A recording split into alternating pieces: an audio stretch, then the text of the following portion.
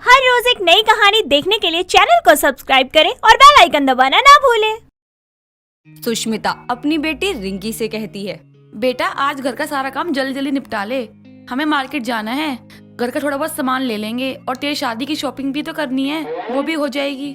ठीक है माँ, मैं जल्दी जल्दी काम निपटा लेती हूँ, फिर चलते हैं मार्केट। घर का सारा काम निपटने के बाद रिंकी अपनी माँ सुष्मिता के साथ मार्केट के लिए निकल पड़ती है और मार्केट पहुंचकर सुष्मिता और रिंकी एक मॉल में जाते हैं और रिंकी अपनी माँ से कहती है, माँ मैं जब तक भाई के लिए नूडल्स के पैकेट लेकर आती हूँ, तब तक आप और सामान ले लो। रिंकी और सुष्मिता के इधर उधर होते ही मॉल में पुलिस की एंट्री होती है और मॉल में आते ही पुलिस काउंटर पर मौजूद लड़की से कहता है, यहाँ एक चोर है जो एक लड़की है और आप हमें अपना काम करने दें, वरना हमारे अनाउंसमेंट से वो और भी सतर्क हो जाएगी।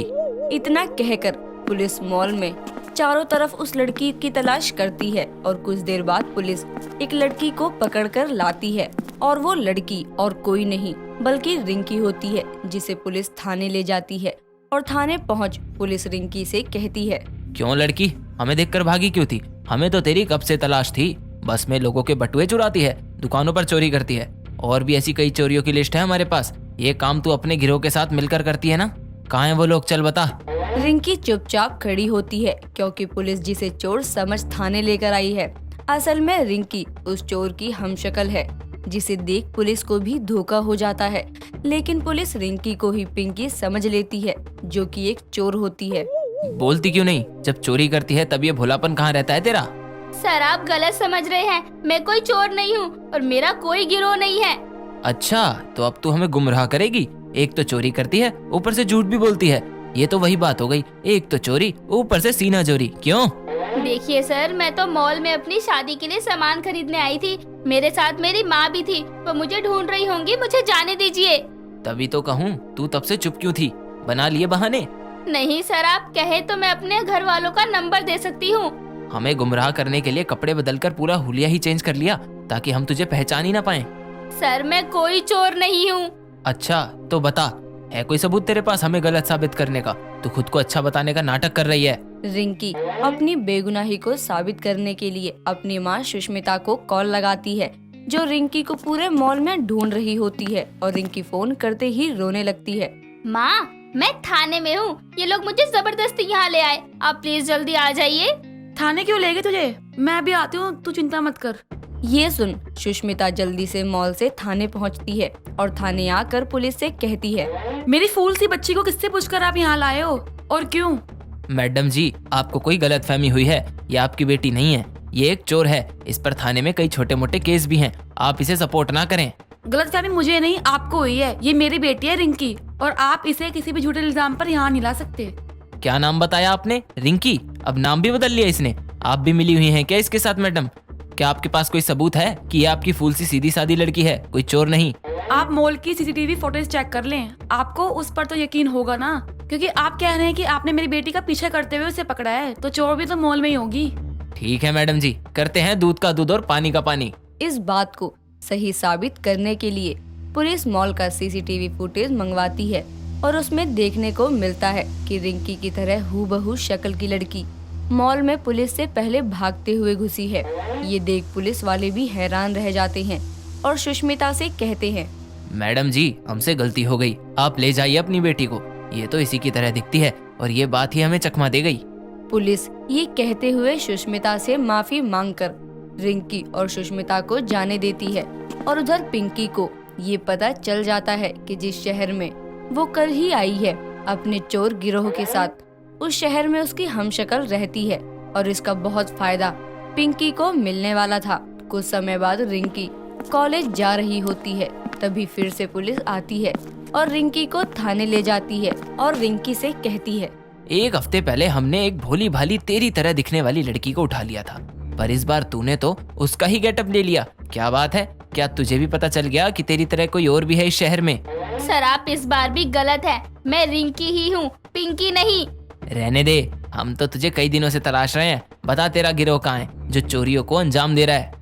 सर मैं रिंकी हूँ, मैं तो कॉलेज जा रही थी और आप हर बार गलत लड़की को क्यों उठा लाते हो? मुझे जाने दो, मैं पिंकी नहीं हूँ। हाँ ठीक है, मैं अभी सुष्मिता जी को फोन लगाकर पूछता हूँ रिंकी कहाँ है। अब तेरा असली चेहरा सबके सामने आएगा। ये कहकर पुलिस सुष्मिता को कॉल लगाती है और कहती है, और मैडम जी कैसी हैं आप? किसी और पुलिस वाले ने रिंकी को पिंकी समझकर परेशान तो नहीं किया ना? ना जी, आपने ही तो उसे चोर समझ लिया था, अभी तो वो कॉलेज गई है। पुलिस ये सुनकर फिर अपना सर पीट लेती है और इस बार भी वो गलत लड़की को उठा लाए और वो रिंकी से माफी मांगकर उससे कहते हैं, रिंकी बेटा, हम जिस चोर गिरोह को ढूंढ रहे हैं ना, उसकी लीडर पिंकी, जो हूबहू तेरी तरह दिखती है, वो बहुत शातिर है। अब तक उसे तेरे बारे में पता चल चुका होता, तो जरा बचकर रहना बेटा। ये सुनकर रिंकी थाने से निकल जाती है और अपने कॉलेज की तरफ जाने लगती है। तभी उसके पास एक मुंह पर कपड़ा बंधे एक लड़की आती है जो पिंकी होती है और वो रिंकी से अनजान बनकर कहती है, आप कॉलेज जा रहे हो? हाँ। अच्छा, तो मुझे भी अपने साथ ले चलो, मुझे भी कॉलेज ही जाना था, पर सही से एड्रेस नहीं पता चल पा रहा। मैंने कई लोगों से पूछ लिया। कोई नहीं, आप मेरे साथ चलो, मैं कॉलेज ही जा रही हूँ। कुछ दूर साथ चलने के बाद पिंकी उसकी नाक पर रुमाल लगाकर रिंकी को बेहोश कर देती है और उसका गिरोह आता है और रिंकी को ले जाता है। अब पिंकी ही रिंकी बन चुकी है और वो रिंकी के घर पिंकी के भेष में रिंकी बनकर जाती है और रिंकी के घर पहुंचते ही पिंकी रिंकी की माँ सुष्मिता से कहती है, माँ, आज फिर मुझे कॉलेज जाते वक्त पुलिस ले गई पिंकी समझकर, पर उन्होंने जब आपको कॉल किया तो उन्होंने मुझे छोड़ दिया। क्या तुझे पुलिस आज भी ले गई थी? उस करमजली छोड़ने की वजह से मेरी बेटी को बार बार पुलिस ले जाती है। न जाने कहाँ छुप कर बैठी है वो चोरनी। किसी के बारे में बोलने वाली तू कौन होती है? क्या बोल रही है तू? आज क्या हुआ? तू कैसे बात कर रही है अपनी माँ से? सुष्मिता को क्या पता जिसे वो अपनी बेटी समझ रही है, असल में वो तो पिंकी है जिसे सुष्मिता की बातों पर गुस्सा आ रहा था। लेकिन पिंकी के रिंकी बनकर कई दिन बीत जाते हैं। उधर रिंकी को किडनैप कर पिंकी के लोग उसे एक गैरेज में रखते हैं और अब वो दिन आता है जब रिंकी की शादी होनी होती है।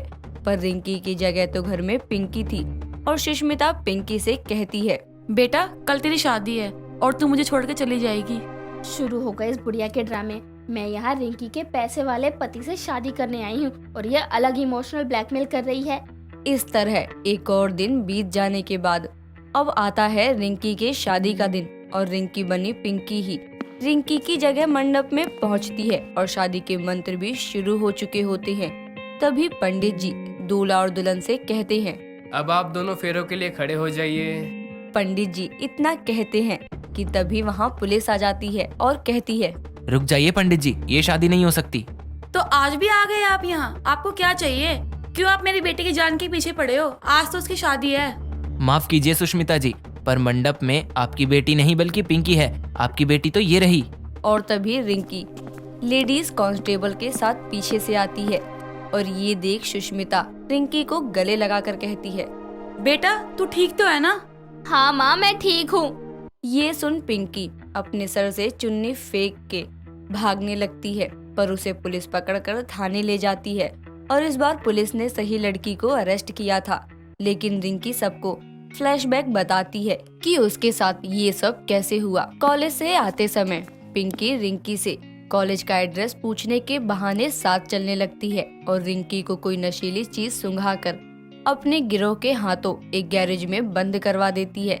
लेकिन पुलिस पिंकी को तलाशती हुई वहां पहुंच जाती है, जिसके बाद पिंकी का सच सबके सामने आ जाता है। शांति निवास में शांति का कोई नामो निशान नहीं था, क्योंकि शांति की 5 बहुएं हेमा, रेखा, जया, सुषमा और मीना चिड़ियाघर में कैद जानवरों की तरह लड़ाइयाँ किया करती थी। ऐसे ही एक सुबह रसोई में जब 5 बहुएं काम कर रही होती है, तभी नाश्ते की टेबल पर बैठी हुई शांति आवाज देते हुए कहती है, अरे मेरी 5 देवियों, नाश्ता बना या नहीं? जी माताजी, ला रहे हैं। इतना कहकर 5 बहुएं अपने अपने हाथों में खाने की ट्रे लिए लाइन में शांति के सामने आकर खड़ी हो जाती है और शांति बोलती है, अरे सारी की सारी ऐसे स्टैचू की तरह क्यों खड़ी हो? बता भी दो क्या बनाया है? माँ जी, मैंने तो कटलेट और कोकोनट चटनी बनाई है। माँ जी, मैंने पनीर आलू सैंडविच और ग्रीन चटनी। माँ जी, मैंने आलू टमाटर की सब्जी और पूरी बनाई है। माँ जी, मैंने डोसा बनाया है। माँ जी, मैंने तो आलू के पराठे बनाए हैं। नाश्ता तो तुम सबने बढ़िया बनाया है। चलो थोड़ा थोड़ा सब कुछ दे दो। नहीं, ये तो हमने अपने लिए बनाया है। है क्या? तो फिर मेरे लिए नाश्ता क्या तुम्हारे ससुर जी बनाएंगे? माँ जी मुझे तो कहो नहीं, मैं तो सबसे छोटी हूँ। मुझे क्या पता था कि ये चारों जाहिल इतनी पागल हैं कि आपके लिए कुछ बनाएंगी ही नहीं। ओ, तुम सबसे छोटी हो तो मैं भी फिर सबसे बड़ी हूँ। इस हिसाब से तो तुम सबको मुझे भी खाना बना कर देना चाहिए। ओहो, कहना क्या चाहती हो कि हम नौकर बन जाएं और आप आराम से महारानी बनकर बेड पर पसर जाओ? जब इतना नाश्ता बना ही लिया था तो तुम्हें थोड़ा और बनाने में क्या मौत आ रही थी? वैसे भी मैं उतना ही बनाती हूँ जितना खाना होता है। बस करो तुम सब, शर्म आनी चाहिए। 5 बहुओं के होते हुए भी मुझे खाना नसीब नहीं हो रहा टाइम पर।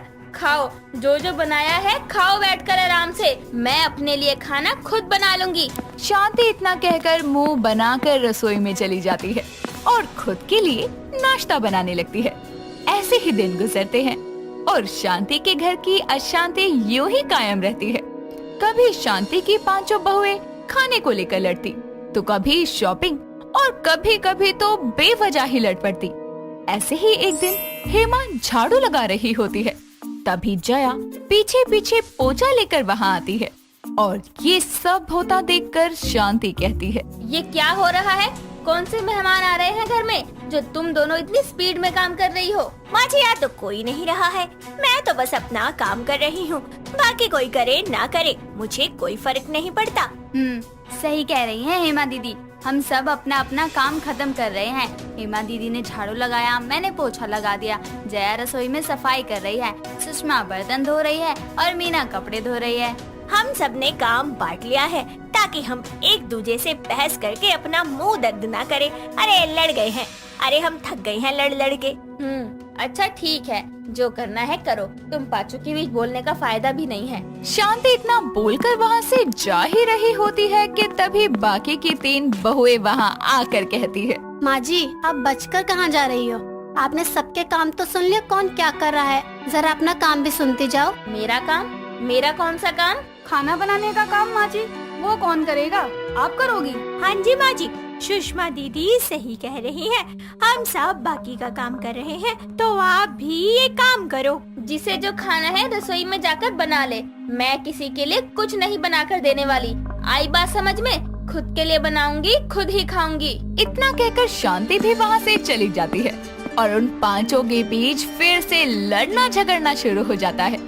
धीरे धीरे घर के हालात इस कदर खराब हो जाते हैं कि आसपास के लोग भी अब शांति को तरह तरह की बातें सुनाने लगे थे। बात इतनी ज्यादा बढ़ जाती है कि अब आवाजों के साथ साथ घर की चीजें और खिड़कियां दरवाजे से भी बाहर जाने लगी थी। बिगड़ते हुए हालातों को देखते हुए शांति को कुछ समझ नहीं आता। ऐसे ही जब एक दिन उसकी बहुएं लड़ रही होती है, तभी शांति अपनी बहुओं के पास आकर कहती है, बंद करो अपना ये हल्ला गुल्ला। अरे छोटी बच्ची हो क्या? कितनी बार समझाया तुम सबको, लेकिन तुम हो कि समझने को तैयार ही नहीं हो। हद कर दी है। पहले तुम बातों के बाण एक दूसरे पर चलाती थी और अब तो हाथों के वार भी चलाना शुरू कर दिया है। तो क्या करें? हमें बता दो आप ही फिर। हमने नहीं कहा था आपको कि आप 5 बहुएं लेकर आओ? इतनी ही थक गई हो हमसे तो अपने बेटों को कुंवारा ही रख लेती ना कराती उनकी शादी। अरे आपसे क्या कहना, मुझे सब पता है। ये मजे लेती हैं जब हम लड़ते हैं तब। तभी तो हर बार ऐसे पल्ला छोड़ा के भाग जाती हो हमसे। बस बंद करो अपनी ये बकवास तुम सब।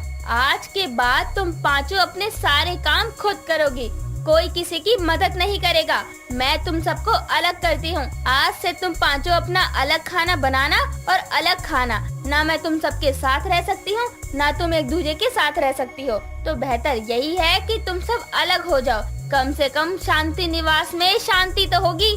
ठीक है, जैसा आप सही समझे माँ जी। इतना कहकर वो 5 बहुओं को उनके हिस्से का सामान देती है और सबको घर के एक फ्लोर पर शिफ्ट कर देती है। दिन यूं ही गुजरते जाते हैं। अब ना तो शांति निवास में अशांति का माहौल था और ना ही कोई बहस होती थी, पर कहीं ना कहीं 5 ही बहुएं मन ही मन एक दूसरे के बिना और शांति के बिना उदास थी।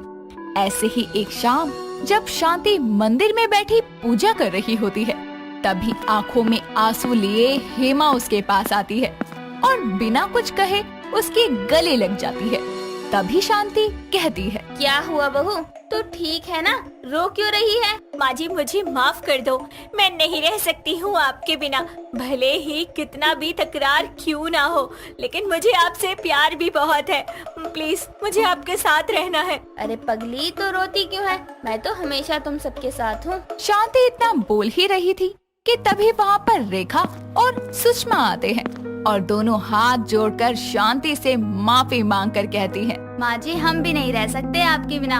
हम समझ गए हैं कि हमारी खुशी एक साथ रहने में है, अलग अलग रहने में नहीं। आपके बिना कुछ भी अच्छा नहीं लगता माँ जी, न खाना न रहना। हाँ माँ जी, आप हमें अपने पास वापस बुला लो, नहीं तो हम रो रो कर आधे हो जाएंगे। हम सबको समझना चाहिए कि ये घर हमारा ही है और हम सबको मिलकर रहना चाहिए, क्योंकि हम सब एक ही परिवार हैं। रेखा और सुषमा ये बोल ही रही थी कि तभी वहाँ पर जया और मीना भी आकर कहती है, माँ जी आज के बाद हम सब कभी नहीं लड़ेंगे और ना ही कोई बहस करेंगे। बस आप हमें खुद से दूर मत करो और ना हम सबको अलग अलग करो। जी माँ जी, हम सब साथ रहेंगे एक परिवार बनकर, कभी कोई मर्जी नहीं चलाएंगे अपनी। हम सबको वापस अपने पास बुला लो ताकि हम फिर से एक साथ रह सके।